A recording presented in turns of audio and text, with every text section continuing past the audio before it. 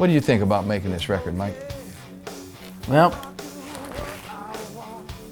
it was a little bit more work than the other ones, but than the other ones before. It wasn't fun. Yeah. It was a lot of seriousness. Yes, up to me, I can drive, I can shoot. This was the first really good sounding record we made. Bruce Fairbairn and Fraser together. Wow, this record, I remember when we first got the mixes, I'm going, damn, this record sounds good. I mean, it was really updated.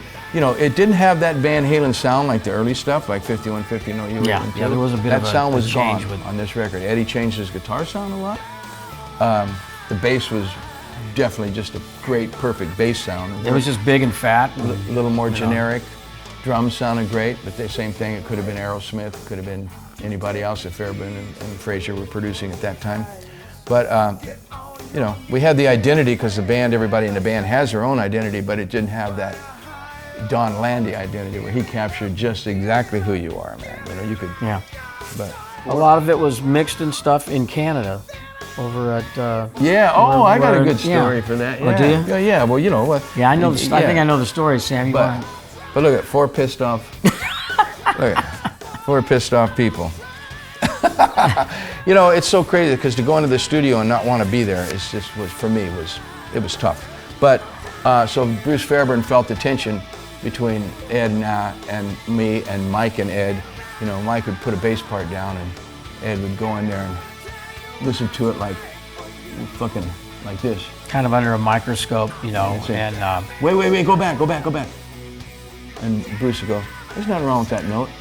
No, let me hear it again." I mean, he just wanted. Yeah. He wanted to crucify Mike. Things weren't so as not really loose, but live sounding as it was early on. You know, everything was, you know, perfect. And if we got a great drum track, then we'll put everything else to it instead of how we were recording, which would be we'd get a take with everybody playing on it. You know. Ed and I weren't getting along because he was disruptive when I was trying to do vocals. Same thing, he'd come in before I was done and start making comments, and I'd be like in there waiting to sing, and he'd have the mic turned off, and he's talking to Bruce, telling him, "I want Sam to do this, I want Sam to do that," and stuff, and Bruce would be arguing with him like, "Ed, get out of here." He'd say, "Ed, get out of here, you know, get out of here, we got this, you know." And it really would piss me off because I'm sitting in there waiting for Ed to stop, you know, complaining about something he hasn't even heard yet. So Bruce said, "Fuck this, come on, we're going to Canada." And him and I went up and I went to Bryan Adams' house where he had a vocal booth in his studio and a board. That's all. He didn't have a studio. He just had a vocal booth and a bunch of great microphones. It was fucking badass. I remember trying to buy one of those microphones. So I did Can't Stop Loving You. I did Don't Tell Me What Love Can Do. I did Deja Vu there. And I finished up the lyrics because, you know, I needed to get away. I always would get away to finish up my lyrics for a few days or nothing else. But anyway, it was great. And got it all done. And I remember Ed hearing Don't Tell Me What Love Can Do. We had done the vocal up there. He hadn't heard what I was going to sing on that song yet. And they come up, him and Al come up, and they walk in the studio, and I'm sitting there with Bruce and said, "Oh, I'll play you something." And I remember when I fucking started yelling up, and I mean, it was like, whew, man. I mean, I was fucking pouring my heart out. I remember Ed looking at Al going, yeah, this is pretty good. we can't poke holes at this, man.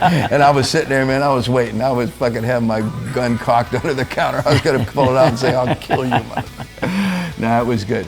You know, Ed, no matter what kind of mood we got in at the end, him, Al, Mike, and I, any of us, if something was good, yeah, you had to, you know, people were undeniable. Like you go, no, this is fucking good. Yeah. Numero uno. Uno más. As far as the actual albums, that was all, folks.